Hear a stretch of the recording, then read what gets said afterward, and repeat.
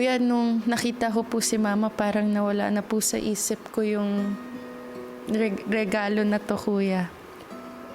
Para sa akin, Kuya, siya po talaga yung the best na regalo na natanggap ko ngayong Pasko, Kuya. Thank you, Ma. You're welcome. Thank you, Ma. How are you? Okay. Okay naman. As in? Ilang percent? 100. Yung pang everyday mo, anak, ano, kamusta? Nahirapan. Hindi, okay ako dito, Masaya. Ano nga yung part na nahihirapan ka? Violations. O kasi syempre, hindi mo rin mapigilan yung ano mo. Sumunod kayo, anak.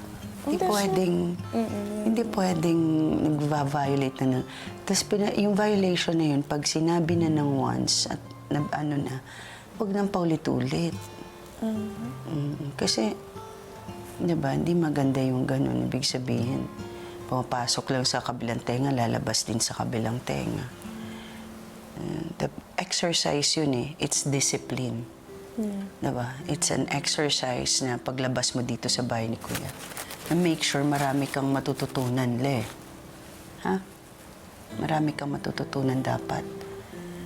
Kasi, Lela, Yes po.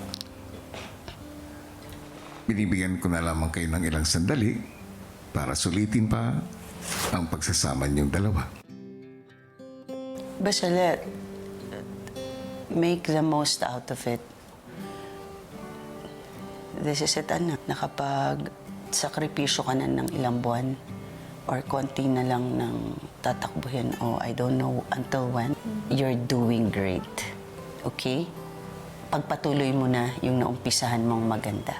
Sobrang halaga po sa akin, Kuya, na mayakap or makita man lang po yung mama ko, Kuya, ngayong Pasko.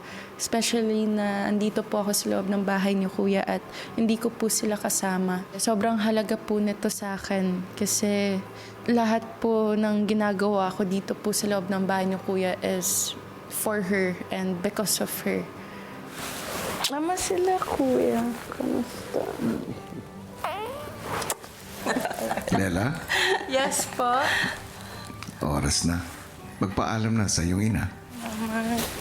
Anak, you're doing good, ha? You're doing great. We're proud of you. Super proud.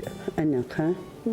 Nung dumating po si Mama, Kuya, doon ko po naramdaman yung Pasko po talaga.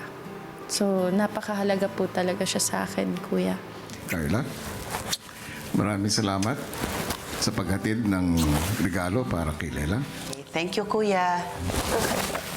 Bye, I love you. Bye, Mama. See you next year.